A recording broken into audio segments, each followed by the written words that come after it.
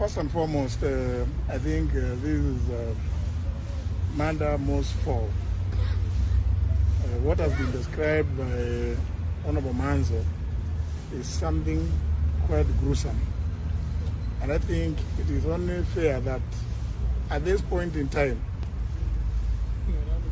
the country should shelve all other business they have to discuss this matter of abductions and extrajudicial killings. When I called on, the press conference on the 12th of January, I ended by saying that this matter, if left unchecked, can plunge this country into chaos and anarchy, and called for a national dialogue, or indeed a commission of inquiry to inquire into these gruesome murders and be told whether there is a policy. I'm not aware of it. I sit in government. I'm not aware of any policy that supports abductions and extrajudicial killings. And it is not right that parents like these ones and relatives can stay for periods in excess of 40 days looking for their loved young ones. And we sit somewhere claiming that we are discussing matters about the economy of this country. Economy for who? If we are killing them, abducting and killing the young ones, so who are you doing the economy for?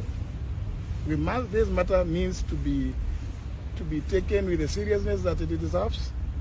And you know, I said, I was lucky that when my son was abducted, I was able to reach the president, and he immediately ordered Nuruddin Haji to release him. And Nuruddin, went ahead and released him.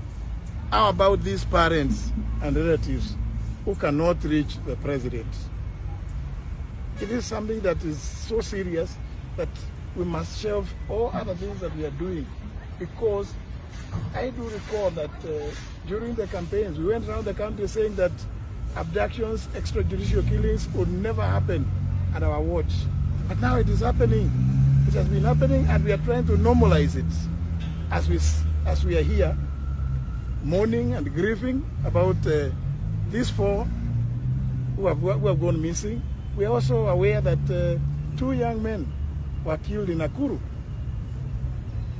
In circumstances that are very clear that those involved are security personnel. I want to say we cannot be told that the police do not know. Our police is known to be one of the most efficient in this region.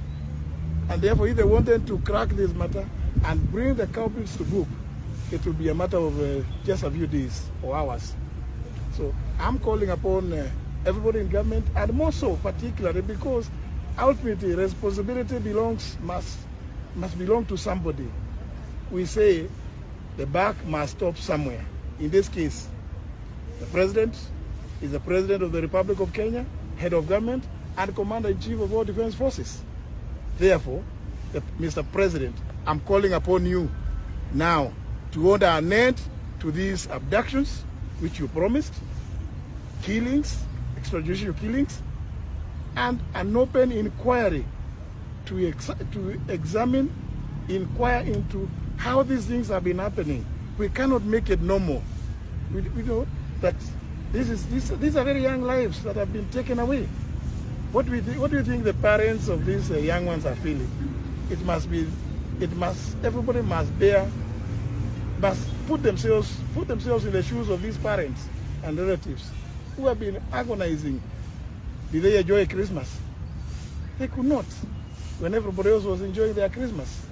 Surely, this must be something that we must take to the next level, where we must involve in a commission of inquiry, which must include people from all sectors. The law society should come up, be part of that commission of inquiry, religious groups, and the civil society groups like Amnesty International and others, Kenya Human Rights Commission. All of them, they should be involved in that commission, because we want the truth, and to put an end to this, we cannot take it as business as usual anymore, because I can just put myself in the hearts and the minds of these parents. You've seen one of the fathers here. It's not